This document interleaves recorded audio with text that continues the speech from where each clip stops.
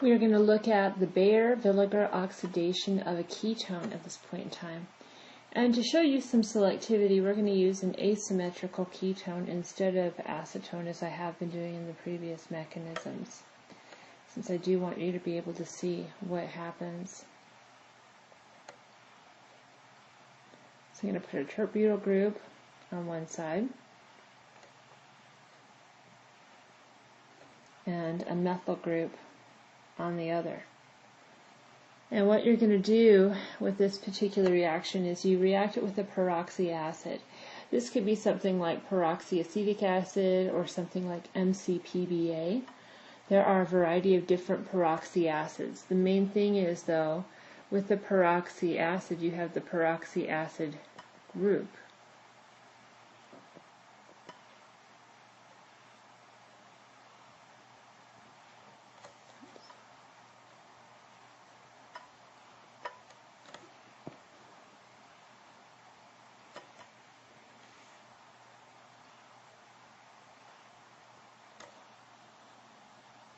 Okay, that's a very general peroxy acid. What's going to happen here is they've done enough labeling experiments to know which oxygen of the peroxy acid actually binds to the carbonyl carbon. And it always turns out to be this one. This is the oxygen that acts as the nucleophile toward the carbonyl carbon. And they know that again from isotope labeling experiments. But like any other nucleophile, it acts as an electron pair donor toward the carbonyl carbon, and as that happens you can't have 5 bonds, so the pi bond breaks and you give the electrons to the oxygen since it's more electronegative, and you'll be able to make an intermediate chemical species.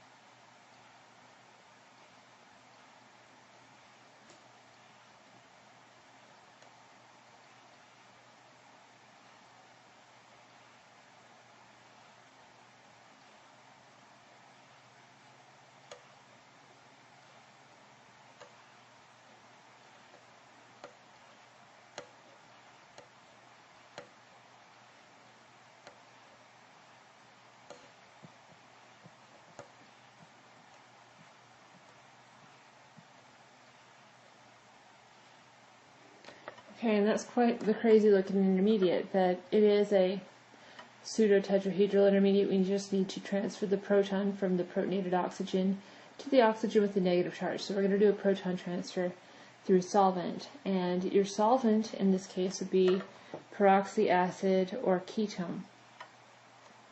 Now, it doesn't matter which one you want to show this from. Okay.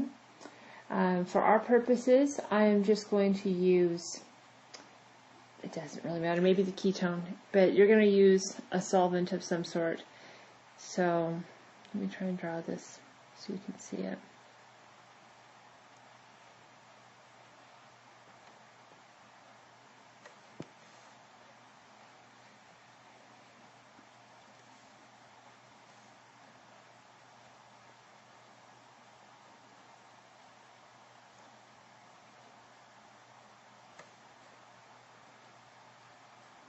Since we're doing a proton transfer to solvent, the oxygen will act as the electron pair donor, pick up the proton, and break the OH bond to give the electrons back to the oxygen.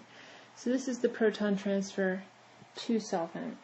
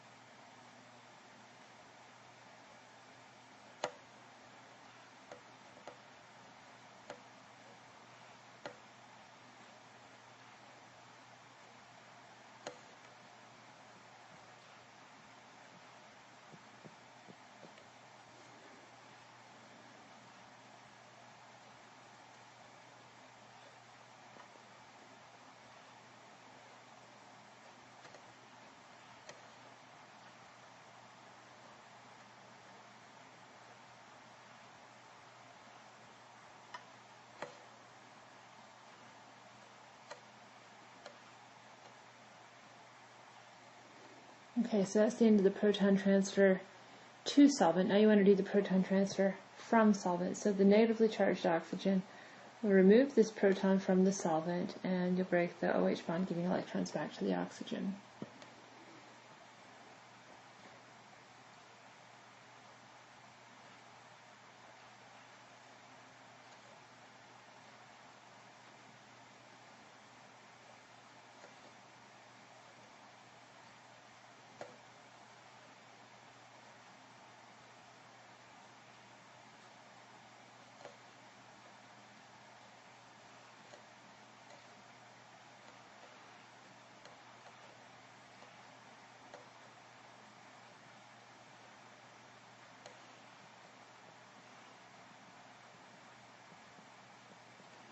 And you would have regenerated the solvent. I just don't want to draw it, so I'm not going to.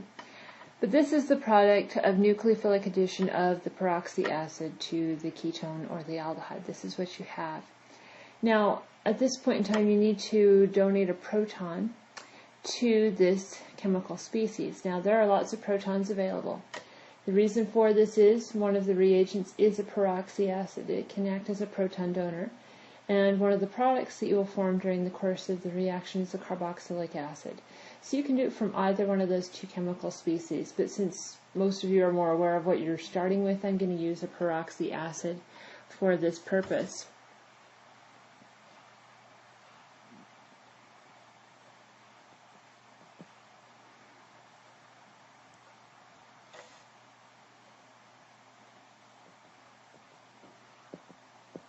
Okay, so here's a peroxy acid. And you are going to transfer a proton to one of the oxygens. Now, there are lots of oxygens to choose from, I realize that. But the one that's going to get you somewhere productive is to use the carbonyl carbon and use it as the one that picks up the proton. The reason for this is because by doing so, you will create a chemical species that has resonance delocalization of the positive charge. If you had given it to any of the other three oxygens, there would be no resonance delocalization of the positive charge. And hopefully you remember, the more resonance you have, the more stable you are. So this is where we want to put the proton.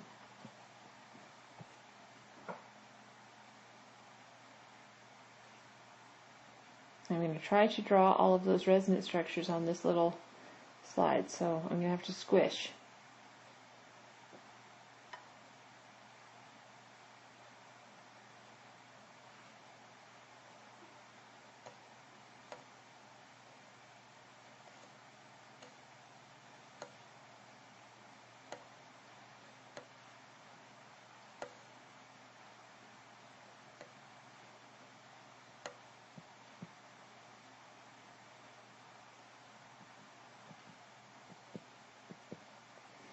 Okay, so this was the resonance structure we get directly.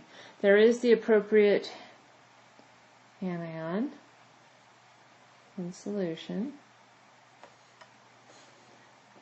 And this does have resonance delocalization of that positive charge. I really am going to try to get these both on in this slide. I don't know if I can.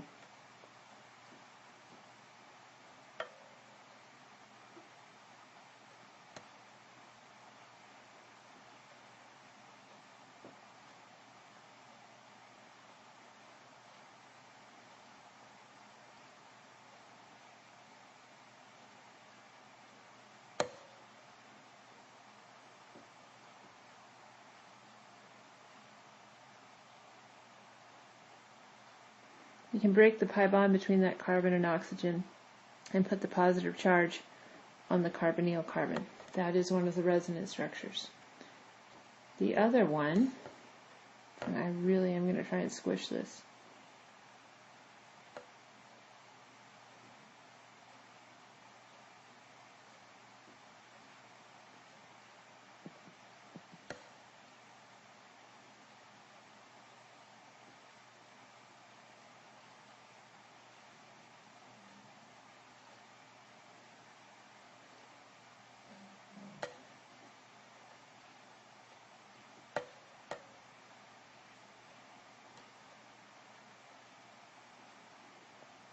You use the other oxygen attached to that carbonyl carbon to form the double bond.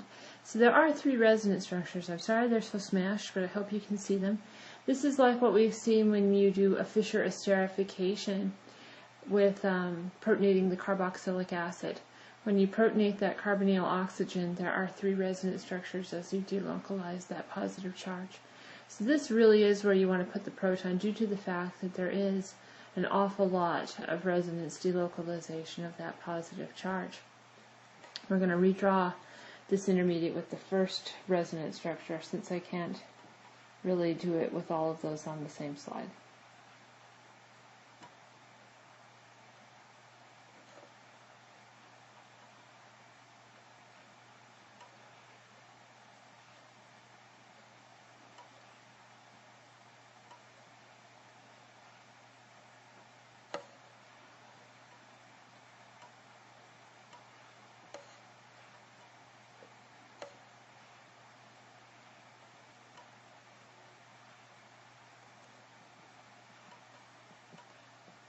Okay, so here's one of those 3 resonance structures. What happens now is you get quite the electron rearrangement. But this OH group here at the top, it acts as an electron pair donor. And you'll be able to make this carbon-oxygen double bond. Now as that is happening, carbon says, whoa, you know, I can't have 5 bonds, something's got to go. Now, you could break the carbon-oxygen bond, but that would be unproductive chemistry. You'd be going back where you came from. And it's possible that it does break. It's just not what we want to show.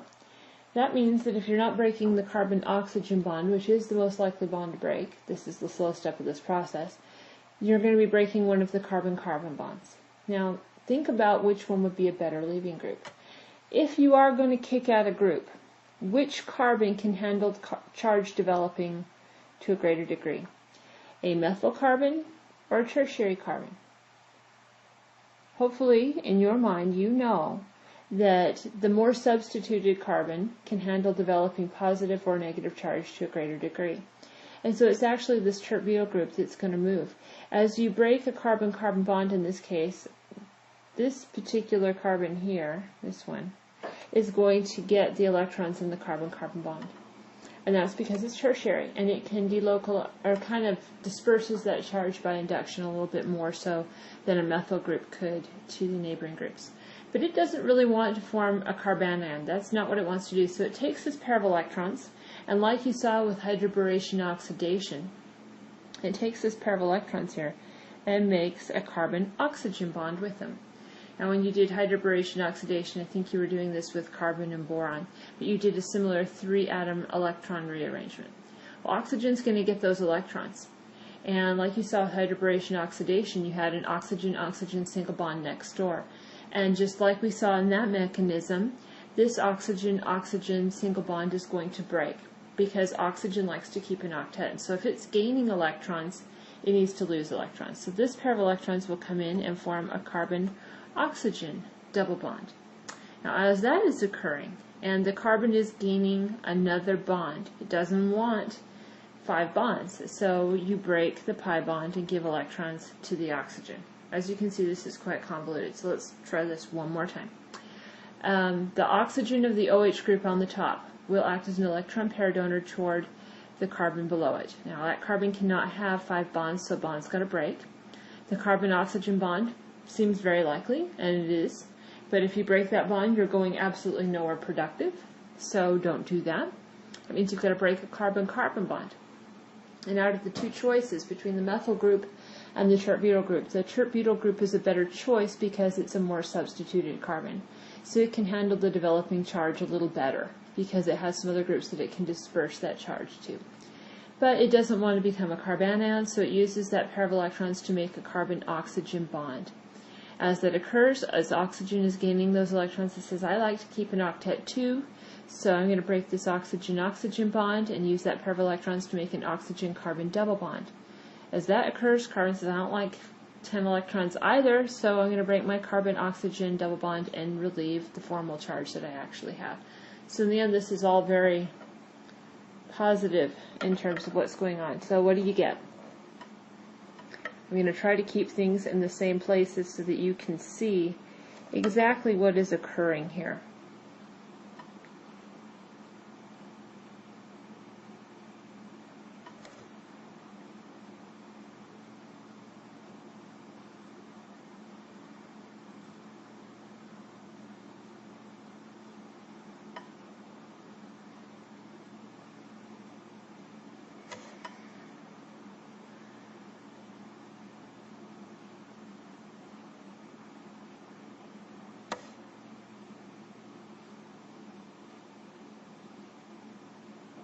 I hope that helps to see where things were and where they go.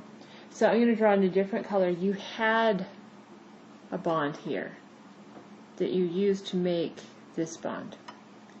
You had a bond here that you used to make this bond here. Okay? Those are where some bonds were and where they end up. I'm really hoping that helps. So let me get rid of the blue so that it doesn't confuse you.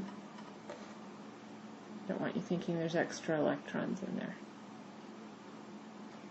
And then I'll redraw what I've erased here.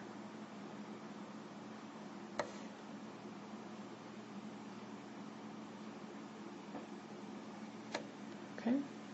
So now we've got a protonated product, the conjugate acid of the ester, and we need to deprotonate that. So you do a proton transfer in solution to get rid of that.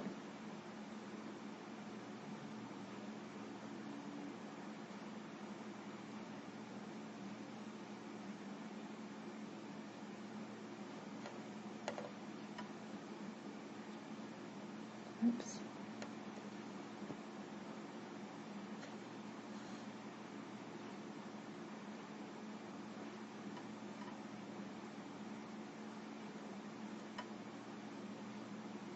Okay, so here is our ester.